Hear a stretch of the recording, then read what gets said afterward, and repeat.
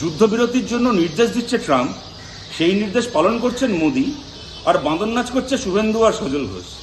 আপনি ভালো অফার পেলে 3বার দলের পতাকা পাল্টেছেন দাদা। আপনাকে যখন কালকে পাকিস্তান ভালো অফার দেবে, আপনি ভারতের পতাকা ছেড়ে পাকিস্তানের পতাকা তুলে নেবেন। শুভেন্দু আবার বলছেন কি, তিনি নাকি আবার যাদবপুর সাফাই করবেন, তিনি নাকি আলিমুদ্দিন সাফাই করবেন। এই ব্যাপারে আমরা একমত। পশ্চিমবাংলার বিজেপি হচ্ছে সাফাই করার আদর্শ প্রতিষ্ঠান। যে রাজনৈতিক দলের পার্টি অফিসে যত আবর্জনা, সমস্ত পার্টি অফিসের সব আবর্জনা সাফাই করে বিজেপি নিজের পার্টি অফিসে ঢুকিয়ে নেয়। তারা দেশপ্রেমী ভারতবাসী, তারা হাতে জাতীয় পতাকা নিতে পারবে, কিন্তু কোনো বিজেপির লোকের হাতে জাতীয় পতাকা তুলে নিতে দেওয়া যাবে না। কারণ বিজেপি জাতীয় পতাকা নিচ্ছে মানে জাতীয় পতাকাকে নোংরা করবে। এই মক ডিক্লেয়ার করার পরে সিপিএম এর ওই মালগুলো তো টিভিতে থাকে, আপনারা ডাকেন বলে, ওই চ্যাংড়াগুলো, ওদের একটা ভাটাংশ আছে, এদেরও কতগুলো আছে। পাঁচবার করে ভোটে হেরেছে। সেলিম যেমন 3বার ভোটে হেরেছে পরপর। শতরূপ না কে একটা আছে, সেও 4-5বার ভোটে হেরেছে। সবগুলোই হারে ভোটে। আবার এরা প্রত্যেকের Facebook account, x account, Instagram খুলে দেখুন নরেন্দ্র মোদীকে নিয়ে কি খিল্লি করেনি এরা। বলছে ইনি কোভিডের সময় থালা বাজাতে বলেছিলেন। কি বাজে ভাবে 6 তারিখে ওদের পোস্টগুলো দেখুন, নোংরা ভাবে ভারতবর্ষের প্রধানমন্ত্রীকে আক্রমণ করেছে। তারপরে 7 তারিখ থেকে মুখ চুন হয়ে গেছে, মুখ বন্ধ। ইনসাফ মিছিলও পাবেন না, তেরঙ্গা মিছিলও পাবেন না। সার্জিক্যাল স্ট্রাইকটা যেমন ওখানে চলছে, 26-এ বেঙ্গলের ভিতরেও এই ভারত বিরোধী টুকরে টুকরে গ্যাংয়ের উপরে সার্জিক্যাল স্ট্রাইক করা উচিত।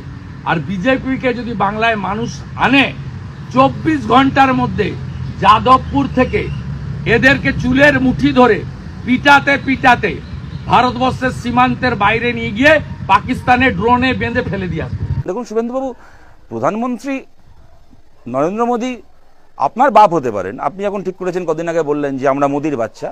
তো আপনি মোদির বাচ্চা হতে পারেন, আমি তো মোদির বাচ্চা নই। আপনি বাপ পাল্টেছেন, আমি তো বাপ পাল্টাইনি। নরেন্দ্র মোদী আমার কাছে একটা গণতান্ত্রিক দেশের নির্বাচিত প্রধানমন্ত্রী। তাকে প্রশ্ন করা, তাকে সমালোচনা করার অধিকার আমার রয়েছে। ঠিক যেরকম এর আগে যখন ডক্টর মনমোহন সিং প্রধানমন্ত্রী ছিলেন, তাকে প্রশ্ন করা, তার সমালোচনা করার অধিকার বিজেপির তৎকালীন নেতাদের ছিল। আপনি জানবেন না, আপনি এত লাফাচ্ছেন কি মশাই? আপনি এত লাফাচ্ছেন কি? আপনি কদিন আগে বিধানসভা ভোটে হেরে গিয়ে বলেছিলেন না বিজেপির মিটিং করে, যে আমরা এর আগে আমি বলেছিলাম রাষ্ট্রবাদী মুসলমান, আর বলবো না, রাষ্ট্রবাদী মুসলমান বলে নাকি কিছু হয় না। আপনি শুভেন্দু অধিকারী, আপনি বলেছিলেন না পাকিস্তানের পাঠানো জঙ্গিদের গুলিতে যখন হিন্দু মানুষ খুন হলেন, সেই হিন্দু মানুষের খুনের বদলা নিতে গিয়ে প্রথম যে মানুষটা প্রাণ দিলেন তার নাম ঝন্টু আলী শেখ, আমাদের রাজ্যের একজন মুসলমান। কি শুভেন্দুবাবু, আপনি রাষ্ট্রবাদী না ঝন্টু আলী শেখ রাষ্ট্রবাদী? 7 তারিখ রাত্রির বেলা টার্গেট করে করে ওই মাসুদ আজহারের বাড়িসহ 9টা টেররিস্ট ক্যাম্পকে উড়িয়ে দেওয়ার পরে পরের দিন গোটা পৃথিবীর সামনে ভারতের যে 2 বীরাঙ্গনা গোটা পৃথিবীকে জানালেন ভারতের সেনার এই সফল কাজের কথা। তারা দুজন কারা? একজনের নাম ভামিকা সিং, একজনের নাম সোফিয়া কুরেশি। ভারত মায়ের 2 বীর সন্তান, 2 বীরাঙ্গনা। কি শুভেন্দুবাবু, রাষ্ট্রবাদী মুসলমান হয় না? সোফিয়া কুরেশি রাষ্ট্রবাদী নন? আপনি হনুমানের মতো এই ডাল থেকে ওই ডাল, ওই ডাল থেকে সেই ডালে লাফিয়ে বেড়ান, আপনি রাষ্ট্রবাদী? 100 বছরের ওপর যখন আরএসএস বুঝিয়ে এসছে জাতীয়তাবাদ ধর্ম দিয়ে নির্ধারিত হয়, হিন্দু জাতীয়তাবাদ, ইসলামিক জাতীয়তাবাদ, খ্রিস্টান জাতীয়তাবাদ, ওই 100 বছর ধরে আমরা কমিউনিস্টরা বলে এসেছি ভারতে একটাই জাতীয়তাবাদ হয়, এই নানা ভাষা, নানা মত, নানা পরিধান, বিবিধের মাঝে দেখো মিলন মহান। এই ভারতের একটা জাতীয়তাবাদ হতে পারে, ভারতের জাতীয়তাবাদ, ভারতীয় জাতীয়তাবাদ, ইন্ডিয়ান ন্যাশনালিজম, না হিন্দু ন্যাশনালিজম, না ইসলামিক ন্যাশনালিজম, অনলি ইন্ডিয়ান জাতীয়তাবাদ। আপনি কি বুঝবেন এই ডাল থেকে ওই ডালে উড়ে বেড়ানো হনুমান? আপনি কি বলছেন মশাই? কোন মুখে কথা বলতে এসছেন?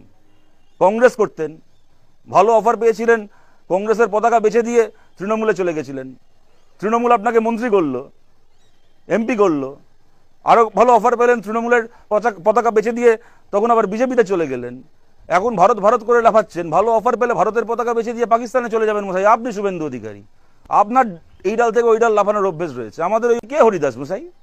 আপনি প্রশ্ন করতে এসছেন কেন প্রধানমন্ত্রী সমালোচনা করেছি? বেশ করেছি, প্রধানমন্ত্রী সমালোচনা করেছি। যতবার এই রাজনীতি আপনারা করবেন, যে দেশের বিরুদ্ধে বাইরে থেকে জঙ্গিরা এসে আক্রমণ করে যাবে, আর আপনারা জঙ্গিদের থেকে ফোকাস ঘুরিয়ে দেশের মানুষের মধ্যে যারা যারা আপনাদের রাজনৈতিকভাবে বিরোধী তাদের বিরুদ্ধে এই সুযোগে রাজনীতি করে নেবেন, ততবার আপনাদের বিরুদ্ধে, আপনাদের প্রধানমন্ত্রীর বিরুদ্ধে বলবো, আপনাদের মতো 420 নেতাগুলোর বিরুদ্ধে বলবো। বেশ করেছি বলেছি।